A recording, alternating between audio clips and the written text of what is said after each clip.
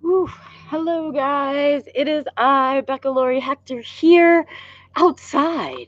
Yes, welcome back to Being Becca Live. This is our little supporty group thing where I talk about my struggles being an autistic adult alive right now, living in it right now, and we kind of share that stuff together and talk about the big topics that kind of we struggle with, and the little topics that we struggle with, all the topics, I guess, that we struggle with. Yeah, so that's what we do here on Being Becca Live. So welcome, guys. Welcome those of you that join me regularly. So good to see you. Hey, Michelle. Hey, Miriam. Hi, Joe. Hey, Karen. So glad to see you guys. I am so happy that you guys join me on such a regular basis. Well, as you can see, it's a little bit breezy out today, but it is gorgeous. I am in a t-shirt, you guys. Check it. T-shirt weather. Okay, so remember how, hey, Bill, Nancy, how are you? Remember, like last week or even on Sunday, I was telling you how freaking cold it was and how many layers I have on and all of that stuff. Well, Colorado. So here it is, a couple days later, and I'm in a t-shirt and I'm sitting outside in the sun and I'm with the dogs and they're out here somewhere wandering around behind me, probably doing things that I wouldn't let them do, but I can't see, so they're getting away with it. What can I do? So yeah, I'm outside with you guys today because, as you know, I'm going to try and sit back a little bit. As you know, I struggle with seasonal depression, and I talk about that all the time. I think as when I'm in the midst of seasonal depression, I feel like I talk about it all the time. So I'm sorry for that. But we'll see if this works for us here, this scenario. Anyway, not really. What was I going to say? So that's what we were talking about. And here I wanted to talk about what I've been dealing with recently, this recent struggle of mine. And it's sort of an underlying struggle for me constantly. It's a lifetime struggle, I think. But I do notice that I have peaks and valleys with it and things like that. So I wanted to talk a little bit today about food struggles. Talk about seasonal depression. I know I'm out in the sunshine. And so I'm getting all my extra vitamin D right now when I can. Whenever it's nice out, I do whatever I can outside and I spend time out with the dogs because I know that I need it. But I wanted to talk about not that this week. I wanted to take a step away from talking about the seasonal depression and talk about some of this other underlying struggle of food, because it cycles, it seems, and for me, with the depression, it cycles around it. It's sort of near it. It kind of, I don't know, it becomes, the food struggle raises its ugly head when depression and anxiety raise theirs. That's what I feel like. I feel like my food struggles up themselves. They up their game, right? When everything else is sort of peaking up, right? And so it's definitely been a stressful time for me. You guys know I've just been through kind of a big transition. I will say the recovery is great. Getting out the other side is great. I can't wait to talk to you guys about that. But because I'm feeling more and more like myself as every day goes by.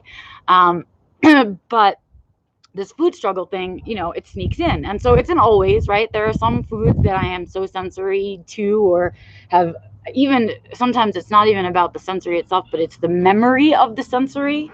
I don't know if you guys have that at all, but if I've had like a bad experience with a food, and even if it was only once and only in one place, that memory just, it like is glued into my brain. A bad food experience just gets like glued into my brain, and then it's like, no thank you for that thing forever.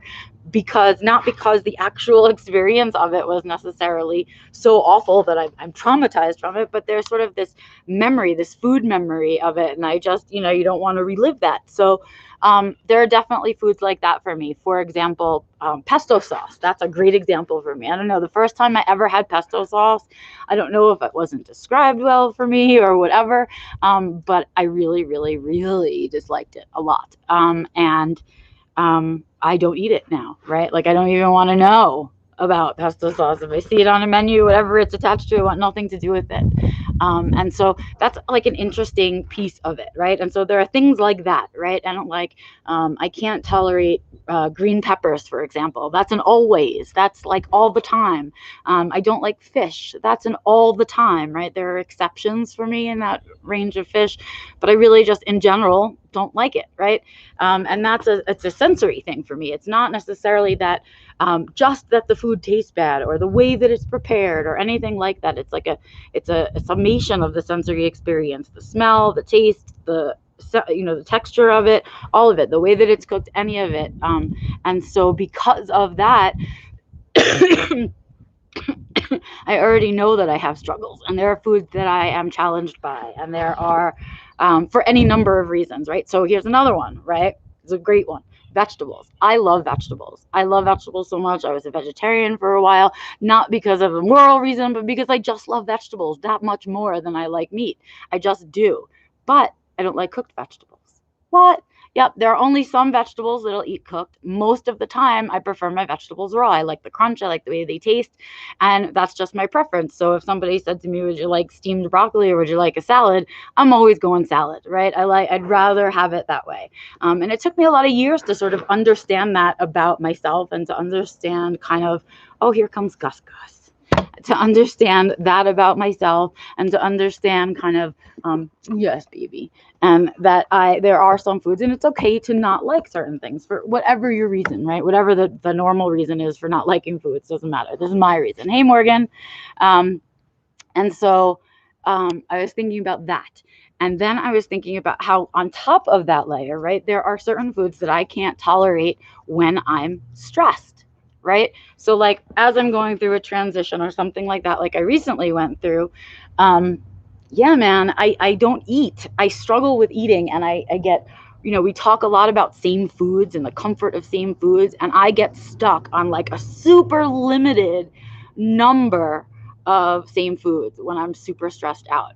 And it's interesting because I've thought for a while, I thought for a very long time, I thought I had like an eating disorder, because it was kind of really paired that way. So I would be stressed out, and I would not be able to eat, like physically be able to eat things. And it always seemed to be coinciding with a depression and an anxiety episode. And so I think people started to really misinterpret it as an eating disorder, right? Because when things got out of control, I sort of would seek out to get control over my foods. But that's not how it feels on the inside. On the inside, I feel trapped. On the inside, I'm annoyed and I'm angry that I can't eat foods, and that the thought of certain foods just makes me gag. And sometimes I don't even want to chew. Like, sometimes it's like the process of chewing makes me think about gagging, just the process of chewing. And so I go to like really specific foods when I'm feeling like this. So lately, right? So I want to say it's been almost 3 months like this for me. I am stuck on eggs in any form. So hard boiled in the morning, I eat them scrambled for dinner. I've just been stuck on eggs, and I guess because they're pretty bland, they don't have any specific taste or anything like that. There's not a lot of chewing involved. So I've been on an egg and rice kick, because, as you guys know, I don't eat gluten either, because I'm really sensitive to it. So I can't have bread or anything like that, or crackers or whatever. So I eat a lot of like chips, and I eat a lot of things that kind of replace that, like that are corn based or potato based or whatever. And so, yeah, I've been on an egg rice thing, and I've been and rice cakes and stuff like that. And it's been really hard for me to eat meat of any kind. It's been really, that's the thing that becomes the most difficult for me when I'm feeling like this. And I don't know exactly what it's about. Maybe my body and my brain just feel so overwhelmed, and they're busy with other stuff and handling other stuff, so that my mouth and my body is just like, this is complicated. Food is fuel. I get that mentality. Like, I have to eat because I have to eat. You're supposed to eat. I have to keep my body alive, and not because I'm hungry, but eating because I'm like, have to. And all I hear in my head is, food is fuel, just eat it. Food is fuel, just eat it. And I have to get through meals that way when things are really, really bad, right? So I don't know. I wouldn't really call that an eating disorder. I don't really consider. I mean, it's like a food sensitivity, really. It's an eating sensitivity, but it's more than just the food itself, and the actual texture, taste, whatever of the food. It's also the activity of like eating and having it in your mouth, the sensations of eating and digestion and all of that my body's like, no, it's just too complicated, right? And so yeah, that's where I've been. So I'm sort of in that space. The other thing I've really been able to eat, oddly, has been barbecue potato chips. I don't know why. I was craving them, and I've just been eating them like nuts. I've been eating cashews and like breakfast cereal. I've been eating breakfast cereal, and occasionally I can get through some cottage cheese.